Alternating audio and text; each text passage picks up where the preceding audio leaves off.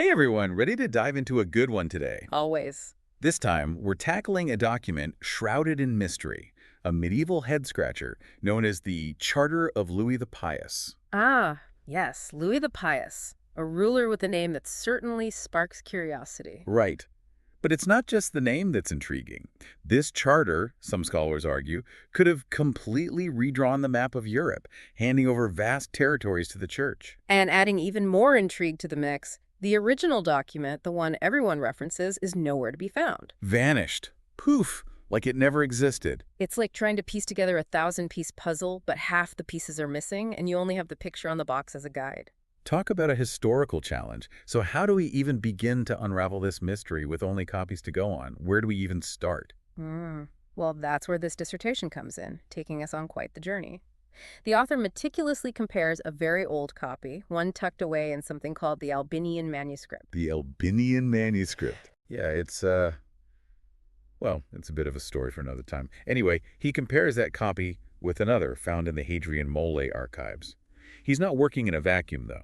He's drawing on the work of these earlier scholars, Tensio and Panvinius. Those names ring a bell. They should. These guys actually laid eyes on incredibly old versions of the Charter centuries ago. Imagine the stories those documents could tell. It's like having a direct line to the past. But to make this whole thing even more interesting, you mentioned something about missing pieces. Tell me more about that. Okay, so picture this. The author is meticulously comparing these different versions of the Charter, right? And he notices something peculiar. Certain sections, specifically those dealing with Sicily, have been deliberately omitted from some versions. Sicily. Why Sicily? Well, that's the million-dollar question. And it suggests that someone, somewhere, had a vested interest in downplaying or even erasing the church's claim to that island. This is getting good. It's like a historical conspiracy. Exactly. And the author suggests that the Normans, a powerful force in southern Italy at the time, and a particularly savvy pope, Nicholas II, might be key to understanding these omissions. I'm all ears. Tell me everything. So around 1059, Pope Nicholas II makes a strategic trip down to Sicily, aiming to assert the church's authority. He even receives oaths of loyalty from Norman leaders who had essentially taken control of the island. Wow, talk about a power play. Right. And it seems that to solidify these claims, some historical editing may have taken place. And Louis's charter, with its mention of Sicily, might have been caught in the crossfire. So instead of granting new lands to the church, this charter might be more of a confirmation of pre-existing claims, claims that someone later tried to erase. That's exactly what the dissertation is suggesting. And if true, it totally changes how we view this document. It's not just about a transfer of land, but a confirmation of potentially ancient claims that someone really didn't want acknowledged. This just keeps getting more intriguing. It makes you wonder just how far back these papal claims to territory actually go. Doesn't it?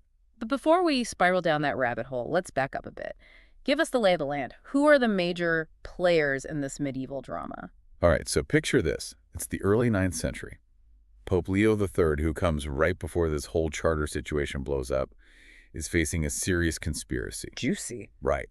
And his successor, Stephen V, inherits this turbulent landscape. He's determined to secure the church's power, including its territorial holdings. So he embarks on a journey to France, meeting with Louis the Pious. That's a long way to go. He must have been pretty determined. He was. He wanted to solidify the relationship between the church and the Carolingian Empire, an empire ruled by none other than Louis the Pious. Okay, so we've got political intrigue, a power struggle for control, and even a dramatic journey for diplomacy. It sounds like something straight out of Game of Thrones. It's definitely a period of history full of drama. Sadly, Pope Stephen V dies not long after his meeting with Louis. But his successor, Pope Paschal I, picks up where he left off, eventually receiving this pivotal charter from Louis. Wow. Talk about a story full of twists and turns. So much happens even before the charter comes into play.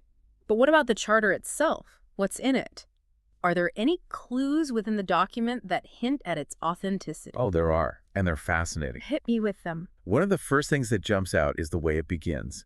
The charter opens with this really specific invocation, "In the name of the Lord God Almighty." Now, that might not seem too unusual on the surface. Right, it sounds pretty standard for the time. Exactly. But what's so interesting is that this phrasing is nearly identical to the invocation found in Charlemagne's will. Wait, Charlemagne, as in Louis the Pious's grandfather, Charlemagne, the emperor who united much of Western Europe. The one and only. Are we suggesting a potential family connection here in how they address the church? We might be onto something. If this stylistic similarity is anything to go by, it suggests a kind of family tradition at play, especially when it comes to the Carolingians dealing with matters of the church, specifically land and power. And it's not just the invocation that's interesting. The charter itself reads like a medieval map. It lays out these incredibly detailed descriptions of the territories it covers. Oh, like what kind of places are we talking about? We're talking the Roman Duchy, the Exarchate of Ravenna, the Pentapolis. They really wanted to make it clear what was on the table, what they were talking about. That's really interesting. It sounds like they were laying the groundwork for something big, something important. But you mentioned earlier something about some debate surrounding one of these regions, Amelia. Right. Yes, Amelia. That's where even our historical detective, the author, starts to wrestle with the evidence a bit. Really? What happened? So at first, he's working with this idea that Amelia is a city influenced by, I think it was a medieval geographer he was reading. Okay, so he's going off of what seems like a credible source. Right, exactly. But as he keeps digging, he discovers that Amelia wasn't a city at all, but an entire province. Wow, that's a pretty big difference. What made him change his thinking? It was all in the details. See, the charter actually lists out specific cities within each territory. And when he looked closely, it became clear that Amelia encompassed way more than just one city. Plus, he found other historical documents from that time that backed up Amelia's status as a province, not a city. It's incredible how one piece of evidence can completely change our entire understanding of something. It really speaks to the importance of constantly questioning and reevaluating what we think we know about the past. Couldn't agree more. It's all a process of discovery, right? Always more to learn. Exactly. And speaking of powerful figures and their connections to the church, Louis the Pious's grandfather, Charlemagne, also had a pretty significant relationship with the papacy, didn't he? I mean, we can't talk about the Carolingians and the church without talking about Charlemagne. Absolutely. Charlemagne was deeply involved in the affairs of the church, and his visits to Rome, he made quite a few, were often marked by some pretty substantial land grants to the papacy. Charlemagne seemed to have a real knack for shaping the political and geographical landscape, both in his own time and for centuries to come. What were some of the key territories he added to the church's holdings? Well, the dissertation highlights his donations of the Sabine territory, as well as 6 cities in a region known as Campania. Okay, so we're already talking about a significant amount of land. Right. But here's the thing, and this is what I love about this dissertation. The author hints that there might be even more. More. Okay, you've got to give me more. What else could Charlemagne have given to the church? Well, the dissertation points to 3 islands in particular: Corsica, Sardinia, and of course, Sicily. Sicily keeps popping up. It really does, doesn't it? It's like a recurring character in this medieval drama. So does that mean Charlemagne really gifted those islands to the church? That's the million-dollar question. And it's one that the sources analyzed in the dissertation don't offer a definitive answer to. Of course not. There's always a but when it comes to these historical mysteries. There is. But other scholars, like Baronius, a historian known for his pretty rigorous approach, firmly believed that Charlemagne did indeed gift these islands to the church. Interesting. So while the dissertation itself might not have found that smoking gun, it definitely adds fuel to the fire. Exactly. So we've got potentially doctored documents, conflicting accounts of what happened to Sicily, possible connections to Charlemagne's land grants. This charter of Louis the Pious is like a medieval treasure map, full of twists and turns and dead ends. But what's the final verdict? Is it authentic or a fake? Or, and hear me out, is it something in between? It really could be a bit of both, couldn't it? Because even if this charter is mainly about confirming older rights, that doesn't make it insignificant, not at all. Right. It still holds a lot of weight, especially coming from an emperor like Louis the Pious. Exactly. We're talking about a powerful ruler putting his official stamp on these claims, essentially backing the church with the full force of the Carolingian Empire. Yeah. That's a big deal no matter how you slice it. Absolutely. It's like Louis is saying, yeah, we're backing these claims all the way. And that takes us back to that big question we keep dancing around. Just how far back do these papal land claims really go? It's the question, isn't it? And it's when this whole deep dive really makes you grapple with. If we even just entertain the idea that the Charter of Louis the Pious is mostly about confirming existing rights, well, it opens up a whole new can of worms. It's like, were there even older documents, ones lost to time maybe, that first granted these lands to the church? Could we be talking about agreements going all the way back to the Roman Empire? Now, that's getting into the realm of speculation, but that's part of what's so exciting about history, right? We have to reconsider the whole playing field, the power dynamics at work in early medieval Europe. The church wasn't just a religious institution, not even close.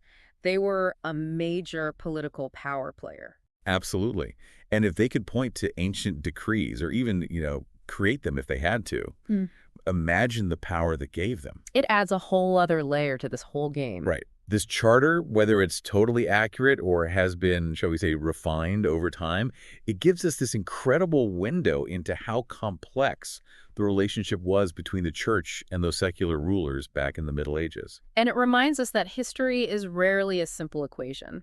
It's messy, full of interpretations and reinterpretations. It really is. It's like we found this one thread, and the more we pull on it, the bigger this whole tapestry gets. And sometimes the best parts are what's hidden. The stuff between the lines, the things left unsaid. Those can be the most telling clues of all. Leaving us with more questions than answers, but in the best way possible. It keeps us coming back for more, keeps us digging into those mysteries, which is a perfect place to wrap up for today. We'll leave you to ponder the mysteries of the Charter of Louis the Pious. Thanks for joining us for this deep dive. And don't forget, you can find more info about the dissertation and other interesting bits about this puzzle over in the show notes. Until next time, keep exploring.